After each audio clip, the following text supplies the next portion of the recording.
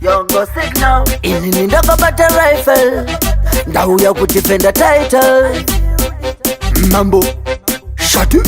Unavakangujusa votokonuvita. Mumagurupu variku updata. To mabasa avo enda tomboneta. Kana mugungo kwa vachikari vongo huta. Vamwe vari kurara nefoni mumakumbesi hanzi pandinomukira vanondiona.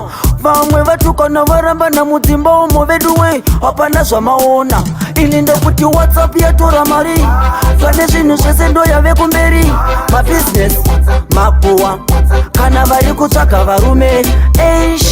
WhatsApp yatora mari. Pane zvinhu zvese ndoyave kumberi. Mabusiness makuwa kana vari kutsvaga mabhebi. Kunyangwe mwana achichema rikuiginowa mai vari piko. Wapinda muchimbuzi akabata matishu asi ari imomo.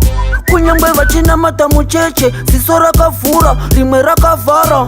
Unenge uchata musoro mudhiraya ye adiresa karivara. Iwe baba vapira kotsi mukumbezi mai vakanda ziso kutongorera baba. Isu tanzwa nekutenga nyama itsva zvichidzi mofugurura matengaratsva. Mazvake mubasi musoro ndona vese vakatsikitsira pasi.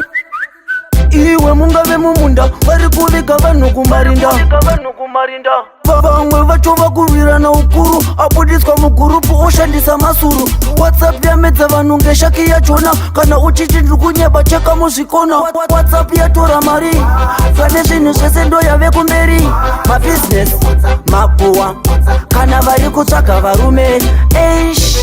WhatsApp yatora mari. Pane zvinhu zvese ndoyave kumberi. Mabusiness makuwa kana vari kutsvaga mabhebi. Kunyangwe pastor uchipreacha imomo vamwe mai vozvitora pikicha. Kunyangwe ticha chiticha akapira gotsi panotorwa pikicha.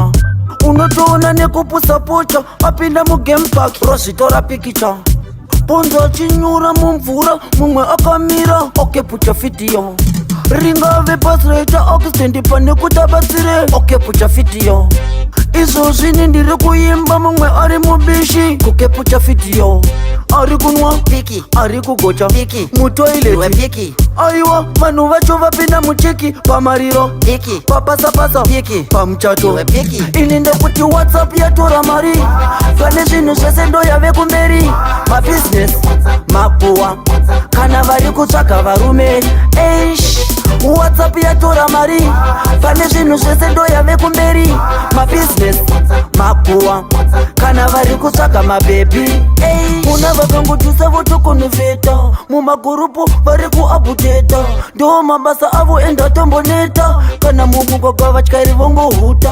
Vamwe vari kurara nefoni mumakumbezi hanzi pandinomukira vanondiona.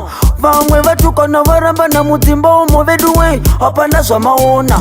Ini ndekuti WhatsApp yatora mari. Pane zvinhu zvese ndoyave kumberi. Mabusiness makuwa kana vari kutsvaga varume.